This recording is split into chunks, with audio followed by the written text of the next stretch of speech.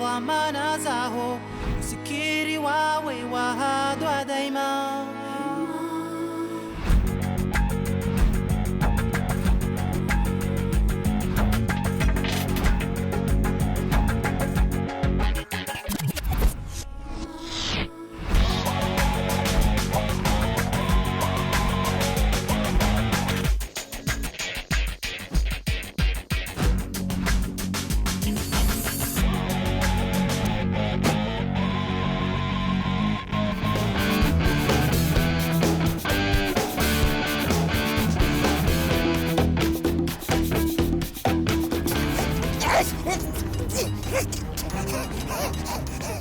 GG Boigny, GG Monnier, GG les enfants, GG Wanaza, Wazaza, Bakoko, Bakiki, Bakaka, GG, tout le monde, très content de vous retrouver pour une nouvelle émission de 100% Mayotte.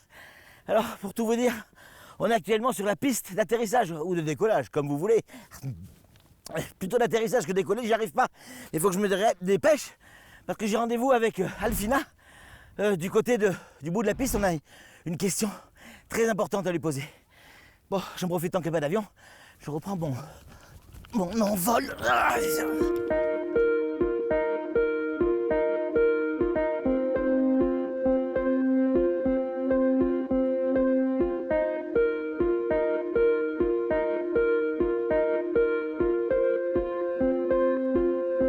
Donc, contrairement aux apparences, c'est pas forcément une émission très rigolote qu'on va faire aujourd'hui. Parce qu'on va se poser une question qu'il faut se poser de temps en temps. On ne l'a jamais fait dans 100% Mayotte et on s'est dit, s'il y a un endroit, s'il y a une émission où on doit se la poser, c'est bien ici. On le sait, on connaît le contexte, on a une piste un peu courte, c'est vrai. C'est vrai qu'il y a le projet de la construction d'une piste beaucoup plus longue qui permettra de faire venir des gros porteurs. C'est vrai. C'est vrai aussi qu'en 2009, il y avait 170 000 passagers par an. Et c'est vrai que 10 ans plus tard, on approchait la barre des 400 000, c'est-à-dire en 2019. Aujourd'hui, en 2021, on a largement dépassé la barre des 400 000 personnes qui passent par cette piste de décollage ou d'atterrissage. Alors la question, elle est toute simple. Qu'est-ce qui se passe si un jour, et personne ne le souhaite, bien évidemment, mais qu'est-ce qui se passe si un jour, un avion sur cette piste un peu courte rate son atterrissage ou rate son décollage? On a rendez-vous avec Alfina. On va lui poser la question simplement, sans aucun tabou, et il va nous répondre car il y a des choses qui sont mises en place justement pour prévenir au cas où il y aurait ce type de problème. Vous restez avec nous, on va passer un bon petit moment ensemble, pas forcément rigolo, mais et puis vous allez voir, ça va pas être une émission comme d'habitude, hein. Il va y avoir des images qui viendront de l'extérieur. On a demandé à des Américains de nous envoyer des images. Enfin, vous allez voir, c'est un 100% Mayotte très particulier. Mais d'abord, rendez-vous avec Alfina. Et voilà mon ami Alfina. Salut Alfina. Salut. Comment tu vas? Ça va et toi? Ben écoute, ça va. Ça va pas trop en retard? Oh si, avec 2 heures de retard quand même mon oui, ami. Mais c'est normal, j'ai essayé de décoller depuis tout à l'heure, j'ai pas réussi. La piste est trop courte. La question elle est simple. Alfina, qu'est-ce qui se passe si un jour on a un avion qui rate son décollage ou qui rate son atterrissage ici sur la piste à Mayotte? Alors pourquoi on se pose cette question? C'est valable sur tous les aéroports du monde, je suis d'accord. Mais on sait que chez nous, la piste, elle est un peu plus courte. Ok, elle sera plus longue bientôt. Mais en attendant, qu'est-ce qui se passe? En attendant, on a mis en place ce nid d'arrêt. Une nid d'arrêt. Lit d'arrêt. Une lit d'arrêt. D'accord. On a mis le lit d'arrêt. Alors les lits d'arrêt, c'est pas des lits picots qu'on met au bout de la piste. Hein. C'est pas des lits de camp qu'on met au bout de la piste. Alfina, c'est quoi exactement un lit d'arrêt? Un lit d'arrêt, c'est-à-dire que... Ici, c'est ça, déjà c'est ça. C'est ça, ouais. C'est ça un lit d'arrêt. Alors que ça, déjà, ça se situe où? Au bout de piste, en bout de piste. En bout de piste, on en a deux. Ouais. On a les extrémités, ouais. Les pistes. De chaque côté de la piste. De chaque côté de la piste, ouais. On en a un. D'accord. Donc c'est-à-dire que ouais. On a mis en place, c'est pour justement, quand il y a une arrivée... un peu longue. Un peu longue, ouais. On va dire ça. C'est-à-dire qu'ici, il va on va pas employer le mot écrasé, mais Non, mais il va aller un peu plus loin qu'il ne faudrait. C'est-à-dire que l'avion va... On peut marcher dessus. on peut marcher dessus. Donc l'avion va arriver comme ça. Voilà, exactement, il va arriver là. Et là, alors, nous on marche dessus, c'est dur. Oui. Mais pour l'avion, c'est mou. Pour l'avion, c'est mou. Parce qu'il va fausser ses roues dessus, Ouais. et après, ça va le freiner. Il ne va pas aller plus loin que la mosquée, par exemple. C'est incroyable ça. Il va pas C'est-à-dire aller plus loin que la cette mosquée. surface, ça ressemble à des blocs de béton, mais c'est pas le cas. C'est une matière un peu particulière qui va carrément s'enfoncer, s'effriter au moment où l'avion va passer dessus. Le poids de l'avion va faire que tout ça va s'effriter. Et donc l'avion va s'affaisser là-dessus et donc va ralentir énormément. Énormément, et là, on ne risque plus rien.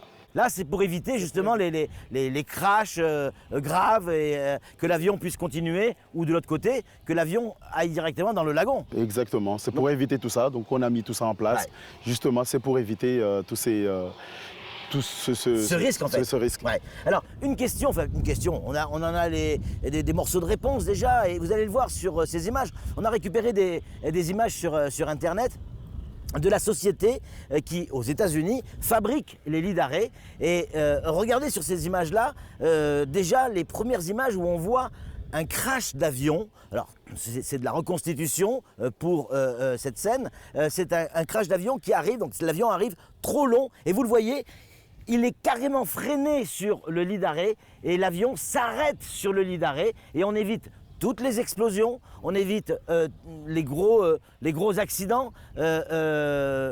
Regardez encore sur ces images, vous voyez, ce sont des images en 3D, donc reconstituées en images de synthèse, où on voit la roue, le train avant de l'avion. Regardez bien, il est en train de rentrer sur le lit d'arrêt et il s'enfonce sur le lit d'arrêt, et on voit bien évidemment ce qui se passe. C'est-à-dire que le lit d'arrêt freine littéralement le train avant. Le train avant va probablement céder, c'est-à-dire casser, et c'est le nez de l'avion qui va venir frotter le lit d'arrêt et donc venir s'enfoncer dans le lit d'arrêt pour éviter le gros accident.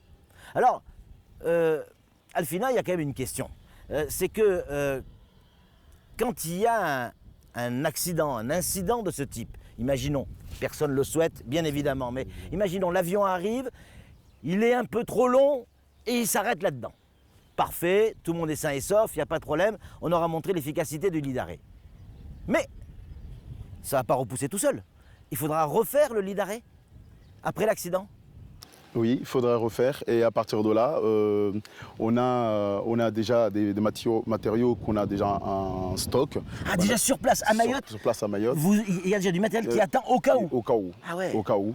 Et puis, c'est pas tout, on n'a peut-être pas dit, mais ici, ce nid d'arrêt, il est surveillé tout le temps et tous les jours. Par qui et comment? Par des pompiers qui font tous les jours, les pompiers, ils passent par là, ils regardent à pied. Il y a des mecs à pied qui viennent, qui observent à peu près le nid d'arrêt, s'il n'y a pas un fessé, il n'y a pas un truc qui va pas permettre que l'avion, que le nid d'arrêt, il y a un trou ou autre.